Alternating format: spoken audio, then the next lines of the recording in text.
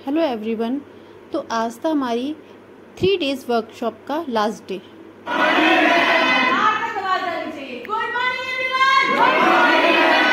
अच्छा एक बात बताओ, आज कैसे हो आप सब? और वंडरफुल।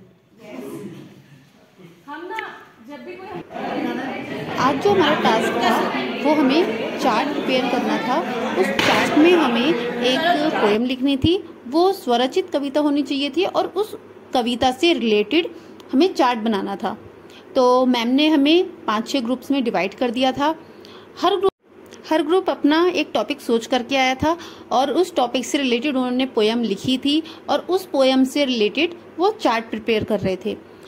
हर ग्रुप ने अपने जो ग्रुप मेंबर हैं उनको इस तरह से डिवाइड किया था कि हर एक पार्टिसिपेंट उसमें किसी ना किसी तरह एक्टिव रहे। जैसे कोई लाइंस ड्रॉ कर रहा था, जिसकी ड्राइंग अच्छी है वो ड्राइंग कर रहा था, जो लिख अच्छा सकता है तो उसने चार्ट में पोएम या जो भी लिखना था हमें उसको लिखा। तो इस तरह हमने इस टास्क से ये सीखा कि कैसे हम ग्रुप में रह करके सभी को इन्वॉल्व करके किसी न किसी एक्टिविटी के साथ में अपनी जो हमारा परफेक्शन है उसको प्रेजेंट कर सकते हैं।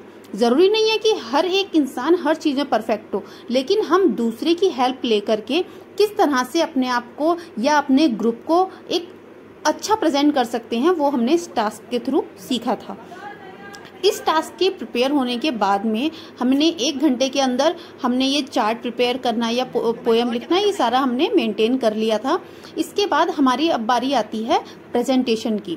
तो धीरे धीरे टाइम की ओर बढ़ रहे थे, तो आप देख सकते हैं कि किस तरह से हमने चार्ट के थ्रू हमने पोएम को प्रेजेंट किया हाव भाव के साथ में।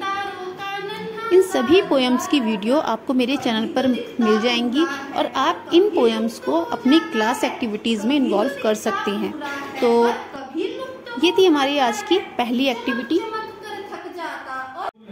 इसके बाद नेक्स्ट एक्टिविटी में मैम ने कुछ बच्चों को 3-3 के 4-4 के ग्रुप्स में आगे इनवाइट किया और उनको कुछ वर्ड्स दिए। जैसे एक पर्सन सिर्फ 2 वर्ड्स में अपनी बात कह सकता है, दूसरा 3 वर्ड्स पे, तीसरा 1 वर्ड में। तो इस तरह से हमें एक सिचुएशन क्रिएट करनी थी। इसके बाद जो नेक्स्ट एक्टिविटी थी हमारी वो बहुत ही अलग और इनोवेटिव टाइप की एक्टिविटी थी।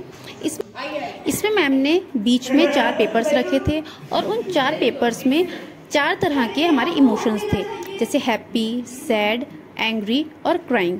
तो हमें एक एक डायलॉग बोलना था और उस डायलॉग को उस फीलिंग के साथ में बोलना था। ये एक्टिविटी हम बच्चों के साथ करा सकते हैं, जिसके थ्रू वो अपने जो फीलिंग्स हैं उनको कैसे प्रेजेंट करना है किसी के सामने वो सीख सकते हैं। इसमें कुछ बच्चों ने तो अपने इमोशंस बहुत अच्छे से प्रेजेंट किए, कुछ शाय फील कर रहे थे, लेकिन धीरे धीरे उनमें इम्प्रूवमेंट हुआ और उन्होंने अपने इमोशन को, जैसे गुस्सा है या फिर रोना है, उसको अच्छे से प्रेजेंट करके दिखाया।